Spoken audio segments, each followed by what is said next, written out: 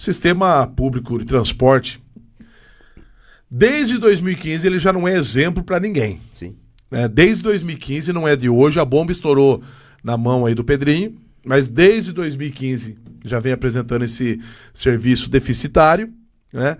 Por conta da pandemia, porque a maior verba, e você sabe disso, já teve ali na administração, a maior verba do TCA é o repasse feito para a educação. Sim. É o que mantém o TCA. Né? E ficou 2 anos parado, por conta da pandemia. E o TCA sempre está no vermelho. O Rafael, o ex-secretário, ele teve na Câmara, na Tribuna Livre, ele falou que 6%, aliás, 11% da venda, a renda do TCA corresponde a 11% da venda dos bilhetes é a renda do TCA. Uhum. O restante são outras rendas, com publicidade, o repasse da educação. Então, assim, é muito pouco. 6% da população utiliza o transporte público de Araras. Agora, o baiano está com esse desafio. Se não tiver mais carros para rodar, só trocou o nome. O problema vai continuar. Beto, não só...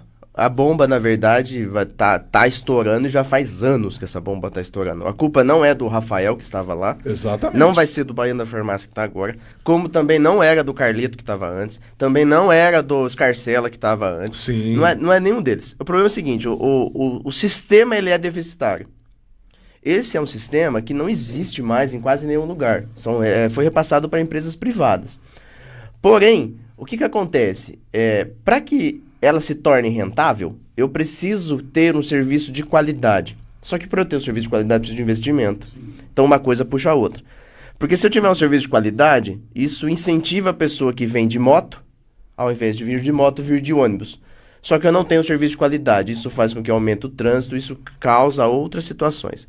O transporte público é um problema no Brasil, não só em Araras. A gente tá vendo lá, acontecendo lá em São Paulo, com a questão do metrô. Sim. Também tá dando muito problema. Ele sempre vai dar problema, porque ele não fecha a conta. Ele transporta menos do que ele tem de custo. Então, a solução do TCA, muita gente torce o nariz para isso, e ninguém quer ser o pai da criança, mas assim, é privatizar. E ver se alguém quer ainda pegar. Tem isso também. Tem isso também, né? Tem isso também. É um elefante branco, né? Isso, ver se alguém quer pegar. Porque a tendência natural é que esse tipo de serviço, numa cidade que nem a nossa, não faz sentido pela quantidade de gente que transporta, pelo valor da passagem, não faz mais sentido. E hoje, ainda mais, faz menos sentido quando a gente tem esses carros de aplicativo, onde o valor às vezes é até menor do que o próprio serviço de ônibus. Ainda você vem no conforto do carro. Então, gostaria muito que desse muito certo lá, gostaria que tivesse dado certo com o Rafael, como gostaria que desse certo com o Baiano, mas a tendência é não dar certo, é tampar sol com a peneira, o problema vai persistir, e você que depende exclusivamente do transporte público, fique bastante atento, porque a chance de dar errado é grande, que não tem muito o que fazer.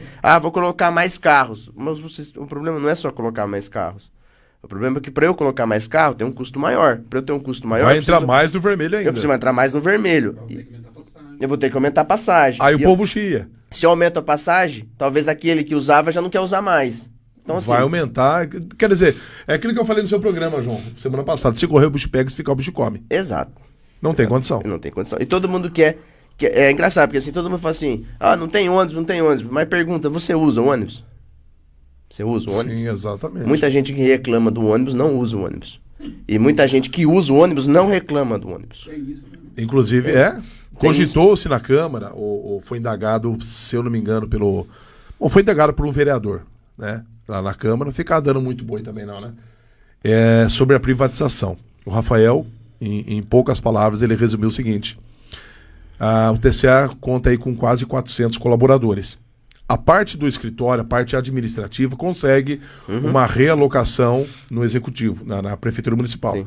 E o restante, que é o trabalho específico de transporte urbano, que são os motoristas, cobradores, não tem como realocar esse pessoal. Então é muita gente. Então é uma situação, nós comentamos aqui, uma situação muito complicada, né, Sérgio? Isso, precisa estudar muito bem o que vai ser feito. Estudar muito bem, mas muito bem mesmo, muito bem mesmo, até porque é o seguinte, tá deficitário, mas assim, a empresa privada que queira pegar, ela também sabe dos números. Pode fazer, por isso que foi até bom que o Serb esteve aqui hoje, e já estamos encerrando o programa, o Serb tem compromisso.